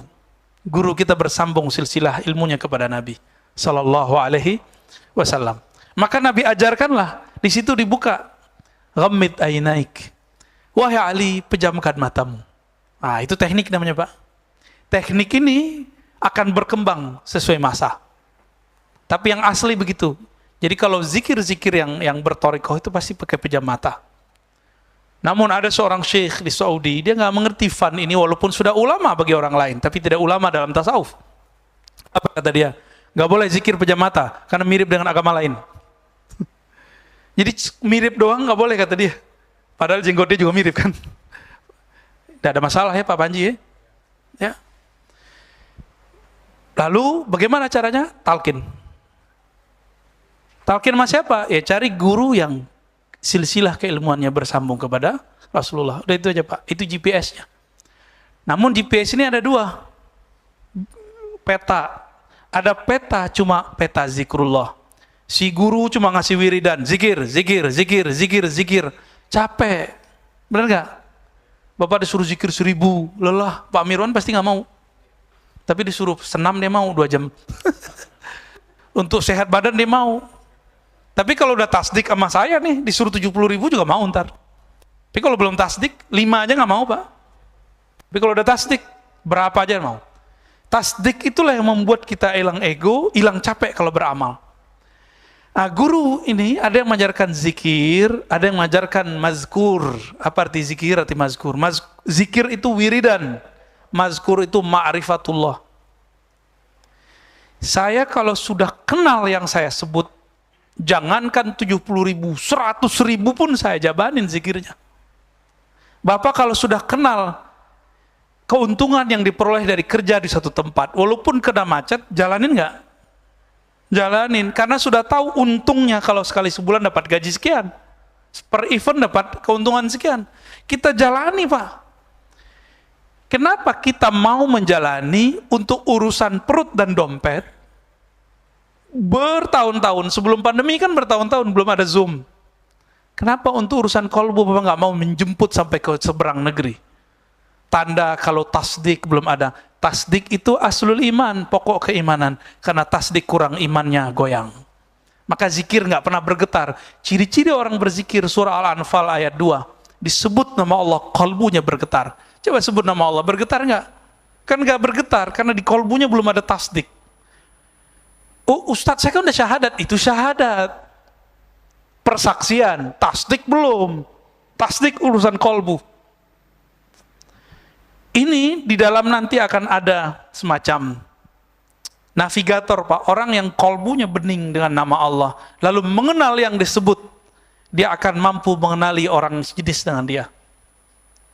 Kata Imam Yahya bin Mu'az Ar-Razi, para kekasih Allah itu dapat mencium bau kekasihnya yang lain. Walaupun disembunyikan dengan pakaian yang tidak syar'i. Qutaib Alban kan dia pakai celana pendek, Pak. Celana pendek, Pak. Untung mazhab dia bukan Syafi'i. Bagi orang Syafi'i dia nggak syar'i. Ya. Pipi sembarangan, sama Wan Sehan kan begitu. Tapi ini saksi teman saya, buang air kecilnya nggak bau. Harum. Antum pasti nggak percaya. Rozi udah gila lagi katanya. Antum nggak akan percaya.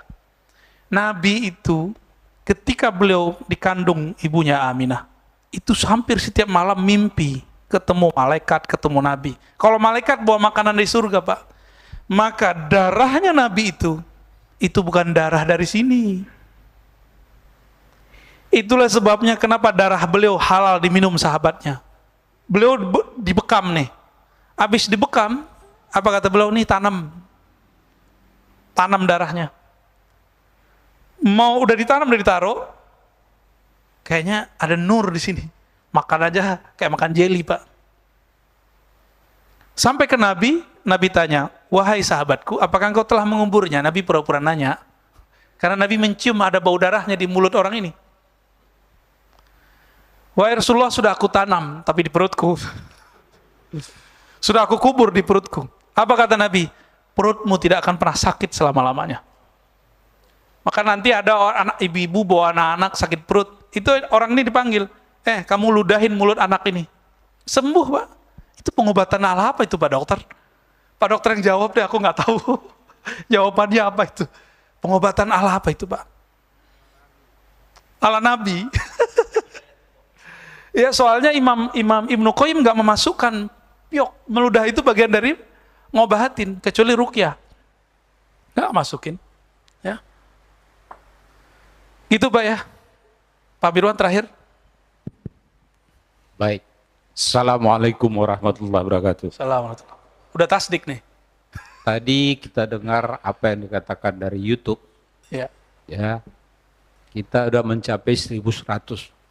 Itu yang tetap. Kalau yang bolak-balik keluar masuk sekitar 4.000-an. MRBJ TV-nya. Masya Allah. Ya. Gaya amat. Saya kebetulan juga ikut Zoom di Pondok Indah. Iya, iya. Itu sekitar 1.000 sekian gitu ya. Biasa lebih dari 1.000 itu mati, nggak bisa kita masuk. Kajian-kajian yang dibahas di sana itu biasanya yang keseharian. Beda dengan kita ini, saya bilang. Begitu Ar-Razi ini maju, ini banyak orang mengira kebatinan apa yang diajarkan Ar-Razi ini, ya. Kalau saya menilainya, kita berarti di atas dari Pondok Indah. Mengapa? Karena kita membahas bukan masalah keseharian. Kayaknya keseharian itu udah selesai gitu. Nah, mengenai Imam Mahdi, ini di akhir-akhir zaman ini banyak sekali pemberitaan yang kadang-kadang bertentangan, ya. Jadi saya ingat apa kata Ustadz Zulkifli saudaranya Al-Meraji juga ini dari Padang. Sebenarnya kita ini sekarang udah berada di akhir zaman, ya. Cuma waktu dia menyampaikan itu sepertinya tinggal 2 tahun lagi. Nah, bagaimana ini sebenarnya? Akhir zaman ini, yang sekarang kita ini berapa lama lagi supaya ini jelas, ya? Supaya ini jelas. Gundul terus ya. Jangan sampai ini ya. Sampai nanti kita menganggap wah 2 tahun lagi, ternyata enggak kok. Ya. Ini. Pak Mirwan kan nggak ketemu, Pak. Iya itu dia. Makanya saya bilang ini harus jelas supaya pendengar juga nanti mengerti yang sebenarnya. Demikian. Assalamualaikum warahmatullahi wabarakatuh. Ya, kajian akhir zaman ini ada 2 model. Yang populer ini model ro'yu. Baca teks, lihat berita, kaji, baca buku, kemudian disusun. Ini ro'yu, pakai intelektual. Ya cakep sih, karena bisa buat video, ya kan? Bisa buat slide, ya saya juga bisa sih Pak. Coba ilmu kan bukan di situ. Ilmu kan di kolbu. Emang kalau nggak ada slide terus nggak ngaji gitu? Ya, al ilmu fil sudur la fil hasub. Bahkan ilmu bukan di kitab. Di kitab ini cuma tulisan mengenai ilmu. Yang membacanya cuma orang yang punya keilmuan membaca coding-coding di dalamnya. Bapak baca buku yang sama dengan saya. Anggaplah bukunya Bapak bisa bahasa Arab, saya bisa bahasa Arab. Hasilnya beda. Tergantung scanningnya ini gimana, cara membacanya. Cara membaca itu yang mahal, metodologi. Ini yang disebut dalam keilmuan Islam madarikul ulum. Perolehan ilmu. Dengan cara apa? Kebanyakan empirik dan intelektual. Ini. Mana datanya? Ada di hadis. Itu empirik. Nomor sekian, halaman sekian, ayat sekian. Itu empirik. Kebanyakan orang belajar dalil empirik. Padahal dalil ada yang kedua, dalil akli. 1 + 1 2, itu dalil Pak. Tapi dalil akli. Ya. Apalagi? Sebutkan semua angka-angka, teori-teori yang sudah konstan, hukum konstan dalam ilmu eksak, itu disebut dalil akli. Dia nggak ada di Quran, nggak ada di Sunnah, tapi disuruh dalam Al-Quran. Teks empirik, dalil empirik mengatakan, afala ta'qilun, apa kamu tidak berpikir? Bukan apakah kamu tidak mencocok-cocokkan, bukan. Jangan terjebak pada cocoklogi. Supaya tidak terjebak cocoklogi gimana? Masuk ke ilmu yang ketiga. Harus dengan kolbu. Bahkan harus masuk yang keempat. Dengan ruh itu beda loh Pak. Kolbu sama ruh ini udah beda. Di kolbu masih ada di situ noda. Jadi kalau orang ngomong nih, hati saya berkata, batin saya memandang, itu belum tentu benar. Ya. Siapa tahu kolbunya berkabut ya, istilahnya Pak. Kalau orang Aceh itu ngomongnya apa tuh? Hah? Enggak, kalau ada kaca tuh nggak jelas muka kita tuh namanya apa tuh? Burem. Siapa tahu kolbunya burem, yang dia bilang A ternyata bukan A. Kasyaf ini unik, ini pelajaran Pak, ini pelajaran kita nih. Masih ingat gak Pilpres kemarin? Ada seorang kiai, kasyaf. Dia mendapatkan nama calon ini 5 kali. Itu benar Pak. Yang dia alami itu benar, tapi terjemahannya kan burem. Nggak kepilih kan?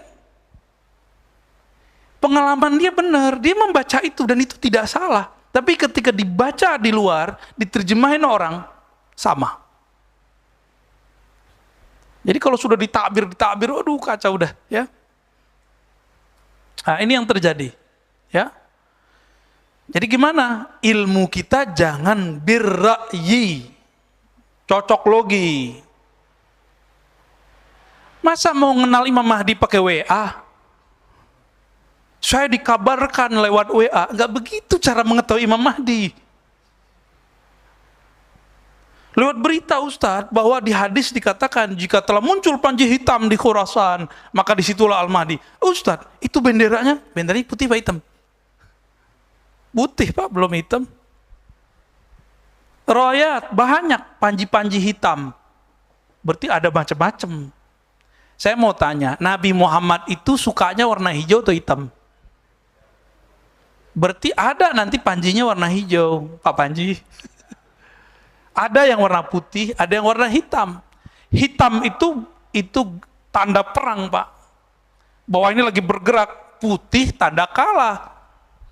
Kan gitu, kita kalau kalah kan putih kan? Hitam itu menunjukkan saya ini kalau sudah bergerak maju nggak mundur lagi, itu hitam. Ini nih kayak gini nih, sekarang nih lagi jihad, saya ajak Pak jihad, mau nggak? Ustaz saya masih punya anak, saya bini, salam ya, nggak bisa. Jadi kalau sudah kita ngomong jihad, itu kolbu harus dimantapin, bukan dikerasin, dimantapkan. Nggak ada lagi pikiran ini dan itu, kolbu yang sudah mantap begitu, di dalamnya ada nama Allah bergerak. Nama Allah bergerak, Pak. Itu yang terjadi pada Ahlul Badar. Ketika mereka mengayunkan pedangnya, belum sampai pedang, kalimatullah sudah sampai di jantung orang itu, mati orangnya. Ini ada di hadis Muslim, kata sahabat-sahabat, dulu waktu kami perang Badar, cuma perang itu doang, Pak, perang yang lain enggak. Di saat kami mengayunkan pedang, belum pedang sampai, tahu-tahu sudah ada yang menusuk di depan, tidak tahu dari arah mana. Bertanyalah mereka ke Nabi, semuanya 313 mengalami hal yang sama. Apa kata Nabi? Jibril mengabarkanku bahwa Allah mengutus malaikat-malaikat untuk membersamai kalian. Lalu aku bertanya, itu malaikat apa saja? Jadi Nabi ini penasaran. Kata Jibril, sebagaimana 313 itu orang pilihan, maka yang ikut dari kalangan malaikat itu juga orang pilihan. Untuk merasakan getaran malaikat, pakai apa, Pak? Malaikat cocok logi, pakai teks? Ya bisa. Cocok logi kalau pakai teori jadi ilmiah. Ilmiah belum tentu benar. Jadi kalau antum nih ngomong, ustadznya, ini ilmiah, belum tentu benar. Tapi kan yang si Anu kan ngomong begitu, ini ilmiah, pasti benar. Enggak. Karakter ilmiah itu bisa digugat kebenarannya. Ini yang kita pelajari dari semenjak kita masih belajar dari awal. Sepakat nggak yang kuliah-kuliah? Karakter ilmiah bisa digugat kebenarannya? Kitab ini nyusun hadis. Dia kan nyusun doang, Pak. Bisa jadi susunannya kebalik-balik. Contoh, ensiklopedia akhir zaman, Dr. Mubayyad itu kan bagus, tapi dia naruh Mahdi sebelum Dajjal. Kan Dajjal duluan seharusnya. Ya kan? Lalu dia punya asumsi-asumsi kayak tadi, kematian khalifah. Bagi dia, bahwa di Ka'bah itulah ada perbendaharaan, tapi itu hadis pendapat lemah. Bagi dia itu Eufrat. Kayaknya nyambung. Berarti dalam dia membaca hadis masuk ro'yu. Ro'yu itu intelektual. Ini murni spiritual. Al-Mahdi yang di-guidance secara rohani. Berarti ini spiritual. Mahdiyin, orang yang di-guidance secara spiritual, bukan yang cocok logi. Saya nandain itu aja, karena sekarang sudah mulai masuk ke dunia bisnis nih, kepanikan duit, kepanikan buat perumahan akhir zaman, buat bunker akhir zaman. Enggak, pergerakan akhir zaman enggak begitu, Pak. Nabi ketika dulu berjuang buat bunker enggak? Serius nih. Jadi kalau ada yang ngajak buat bunker akhir zaman, antum pastikan itu bukan golongan Al-Mahdiyin. Ya. Buat perumahan akhir zaman, bakal kita tinggal kok nanti. Pastikan itu bukan gerakan Mahdiyin. Mari kita sama-sama menunggu aja, pakai kolbu, pakai rohani, kita sembari mencari dengan ilmu yang ada diberikan Allah, kita minta petunjuk. Karena ada jalur pintas kepada Allah. Salat hajat, salat istikharah, ya, munajat sepertiga malam terakhir, itu jalan tol kepada Allah, Pak. Jangan ditinggal itu, ya. Insya Allah, kalau kolbu sudah connect, nanti tidak lagi handphone, tidak lagi apa-apa. Orang-orang dengan kolbunya bicara, ayo kita ketemu di titik mana, kita berangkat ke Mekah. Terus berangkatnya pakai apa, Pak? Ini yang dikatakan tadi di hadis, sebelum akhir zaman terjadi, akan terjadi binatang berbicara kepada manusia. Itu baru contoh. Angin tak ngomong, air terngomong, binatang ngomong semua. Disitulah muncul turun ilmu Nabi Sulaiman kembali. Ilmu Nabi Sulaiman pakai akal, pakai ini. Bisa ngomong ntar sama angin, hei angin bawa kami. Itu bisa gitu, Pak, ntar. Tapi gimana caranya? serahkan kepada ahlinya, ya. Nah, jadi tolong hati-hati. Saya sebenarnya kan bukan ustadz akhir zaman, Pak, tapi ustadz yang hidup di akhir zaman. Emang ini zamannya. Tolong jangan branding saya dengan nama-nama akhir zaman. Kita ustadz ahlus sunnah aja lah ya. Kita ngaji ahlus sunnah pelan-pelan. Kalau ahlus sunnah kajiannya banyak, maka tidak perlu membranding. Kadang kita ngomong akidah, kadang kita ngomong fikih, kadang ngomong tasawuf. Ya, kapan hajatnya